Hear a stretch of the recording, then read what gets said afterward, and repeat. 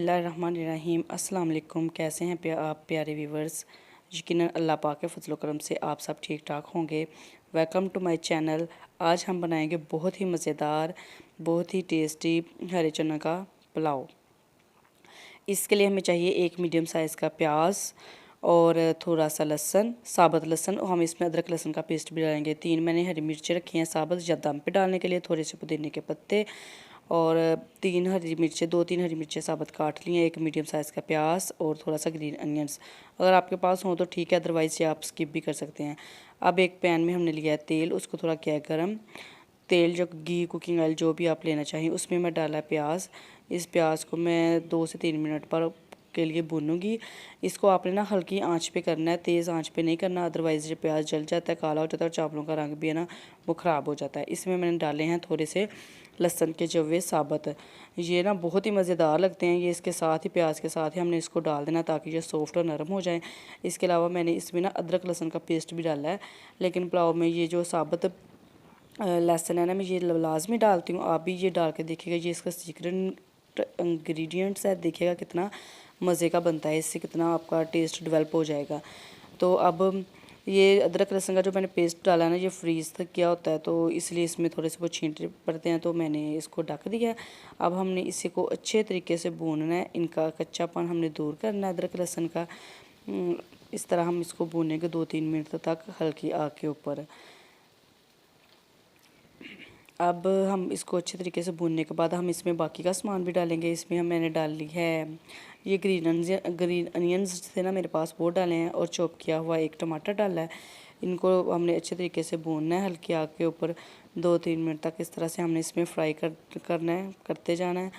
और इसके बाद हमने इसमें डालेंगी वो बारीक कटी हुई लंबी लंबी मैंने काटी हैं हरी मिर्चें। और मिर्चों को डालने के बाद मैं फिर इसको थोड़ा सा भूनूंगी, यूँ भूनते जाएं। ये पुलाव बहुत मज़ेदार होता है। छोलिया जो है ना, वो खाना तो बहुत आसान है, लेकिन निकालना बहुत मुश्किल है। आप ये काम अपनी अम्मियों को दे दें कि वो आपको निकाल के दे दें। अब मैंने इसमें डाला है साबुत गरम मसाला 1 चम्मच, और कुटी लाल मिर्च का 1 चम्मच डाला है। स्पाइसेस अब मैं इसमें ऐड कर रही हूँ, और 2 अदद मैं डालूँगी इसमें, 2 चम्मच डालूँगी नमक के। ये जो मेरा चम्मच है ना, ये जो मसाला बॉक्स के अंदर होता है, वही उसी के चम्मच है जो साइज़ में ज़्यादा छोटे हैं। एक मैंने कुटी लाल मिर्च का डाला है, एक ही साबुत गरम मसाले का डाला है, और 2 अदद मैंने ना इसमें नमक के डाले हैं। इससे आपका नमक जो है ना लेवल होता है, आपको चखने की भी ज़रूरत नहीं होती, बिल्कुल सही जाता है। और अब मैंने इसमें डाला पिसा गरम मसाला। मैं इसमें ना वो साबुत मसाले नहीं डाले, दालचीनी, बड़ी इलायची वगैरह इस तरह से मैंने पीसे हुए डाले हैं, क्योंकि फिर वो बच्चे ज़रा खाने में नखरे करते हैं, तो इसलिए मैंने उसका टेस्ट इसी तरह आ जाएगा। मैंने ये डाल दिए हैं पिसे हुए। अब मैं इसमें ग्रीन चने ऐड करूँगी। ये आप ले सकते हैं 1 प्याली, या कम या ज़्यादा डालना है, ये आपकी मर्ज़ी है। चावल मैंने 1 डेढ़ प्याली ली थी, तो इस लिहाज से ये मैंने पूरा 1 प्याली भर के ली है। अब मैंने इसको अच्छे तरीके से भूनना है, कोई 4-5 मिनट तक आप इसको अच्छे तरीके से भूनने के ये चनों का कलर जो है ना वो चेंज हो जाए। और अब हमने इसमें पानी डाला है। तो जो न्यू बच्चियां हैं उनके लिए मैं बता दूं कि अगर हमारा 1.5 कप चावल है ना, तो हम इसमें 3 कप पानी डालेंगे। पानी जब इस तरह से अच्छी तरह से पकने लग जाए, अगर तो आप अपनी तसल्ली के लिए चाहते हैं तो नमक चख लें एक दफ़ा, अदरवाइज़ जितना कोई नमक खाता है आप हस्ब ज़रूरत अपनी मर्ज़ी से उतना नमक डाल लें। तो ये चावल जो थे ना, ये मैंने पकाने से तकरीबन मैं कोशिश करती हूँ कि 1 घंटा पहले भिगो लूँ। इस तरह से चावल बहुत खिले खिले बनते हैं और बहुत ज़्यादा फूलते हैं और बहुत मज़े के होते हैं, अलग अलग बनते हैं। अब इसमें मैंने चावल ऐड कर दिए हैं, इसको मैं ढक दूँगी।